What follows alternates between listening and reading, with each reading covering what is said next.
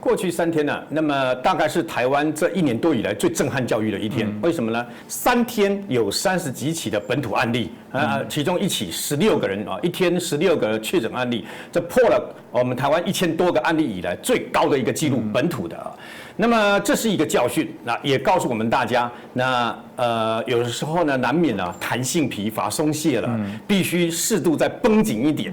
因为台湾大概从布桃事件以前，那么布桃事件呢让大家紧张了一下，因为那时候当然衰减了1000-2000个人啊，所以呢大家紧张了一下，你看那个跨年活动就取消，然后呢甚至于连台湾灯会在新竹也取消，然后很多这个大家呢都不敢出去玩等等啊。那时候有紧张一下以后，又重新固态互盟了，好像以为这个疫情已经跟台湾没有关系，我感觉上是这样。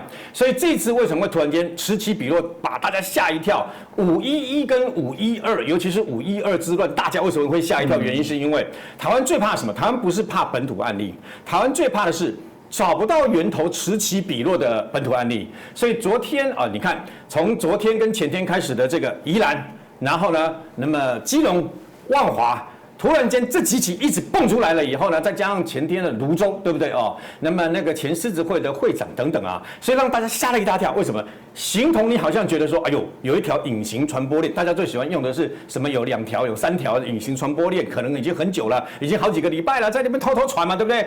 那我这几天的这个感觉是这样，要先把这些确诊者的这个病毒基因马上衰减比对出来。如果是同一株啊，那大概就没有问题。为什么呢？因为同一株的话呢，这一波的源头就是从华航货机机师跟这个诺富特也是华航他们自己本身的饭店，但是它委外经营啊，都是从这个破洞来的。因为华航没有尽到这个管理职责，所以现在最该死的事实上是中华航空，因为呢，他到现在都没有公开向全国人民道歉，没有人出来负责啊。然后呢，都是从这边出来以后，它是英国新的变种病毒嘛。那么如果那么查出来的，我们此起彼落的基隆、宜兰啦、万华啦、泸州，它的变种病毒是跟那个华航货机或者诺富特一样的基因序列，那我们可以放心。什么意思？当然。那个确诊案例还是很多，可是问题是，你知道它的源头在这里，只是有些人可能确诊以后，他不知道说用什么方式。那经过这几天的比对呢，中央流行疫情指挥中心跟这个各县市的卫生单位还有警政人员很辛苦啊，这3天非常的辛苦啊，但他们动作非常的快哦。比如说，那么在这个基隆的部分，基隆摆摊位的妇人，她为什么会得？马上就查出来，原来她偶尔会跑到万华来摆摊位卖茶叶哦，那你就知道她有地缘关系。然后呢，另外一个部分是，那宜兰为什么会得啊？宜兰一个银河这个百家乐游乐场的2个女员工得了以后，里面包括其他员工跟客人也得嘛。那甚至于一个员工的这个家人小朋友或小学童，对不对？现在停课好像停课本来2天，现在停课14天。为什么会得？一定有原因的，不会无缘无故这个地方蹦出来嘛？后来在追查发现，跟诺富特的确诊者他是宜兰人他是这个宜兰，而且是罗东人，他曾经回到罗东有这个地缘关系。然后回到罗东了以后呢，可能有一个因缘机会有到过这个银河的这个游艺场，那你大概连上来了，那这条线就连上来的。然后呢，另外一个就是那么万华阿公店的2位60岁跟50岁的妇女嘛，那么为什么会得？原来是跟这个泸州这个前狮子会的会长呢，他来过这个地方，他刚好这2家都来过，所以我们就知道可能是他传染的嘛。好，现在回溯到这个泸州为什么会得泸州后来查以后，各位，华航诺富特事件里面的1位确诊者是狮子会的会友，所以他参加过相关的聚会。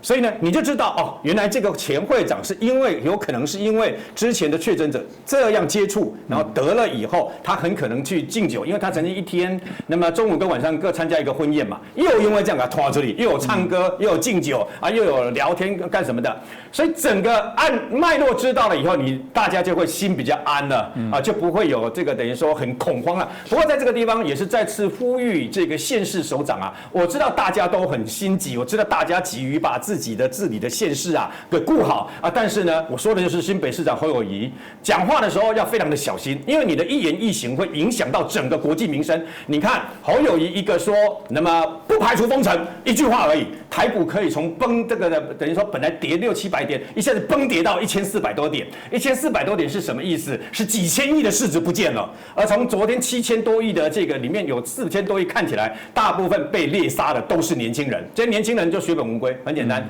你的一句话。我当然知道说情势最严重的时候，封城锁国我都赞成，但是在情况不明的情况之下，你不要急着喊这样的话，因为会让人心惶惶嘛。你现在要做的事情是安定民心，是如何叫大家怎么做啊？所以我赞成侯友宜说的啊，你8大行业可以暂停嘛，因为你不可能做到完全的这个等于说社交距离嘛，那你先暂停这我 OK，可是你也不要忘了。封城不是县市首长自己可以做的决定，你要出动警察、出动军队，要出动整个体系，而不是你一个人可以决定的。不要喊得太快。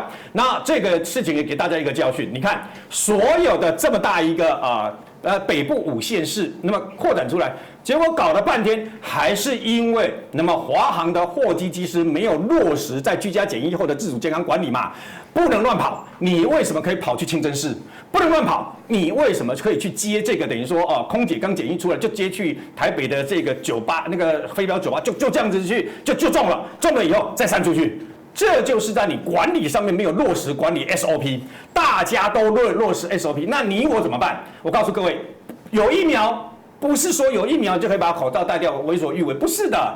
有疫苗没有个疫苗是100%的，所以呢，那么你还是要做好准备。有疫苗只是说你至少有个盾牌可以挡住这样子而已。所以呢，归根结底还是要打疫苗，增加自己的免疫相关的抗体啊，然后戴好口罩，然后呢，2只手不要乱摸你抠你的鼻子、抠你的眼睛等等啦，把自身做好，那么。你就不用去在乎说到底这个疫情会怎么样啊？当然最重要的啦，就是说这一波呢，让大家重新绷紧神经啊。昨天我要去跟我太太要去买冰棒的时候，发现泡面跟卫生纸又抢光了。平常为什么不准备？平常为什么不准备？你家里如果到现在没有5盒口罩的话，我跟你讲坦白，你是不及格的。为什么？因为5盒口罩的意思就是你可以至少有去年的经验，你几个月之内你不用去担心这些防疫物资。最起码的防疫物资就跟地震包的意思概念是一样的，你要能够保护好自己。这是给大家全体这个2350万台湾人民一个教训。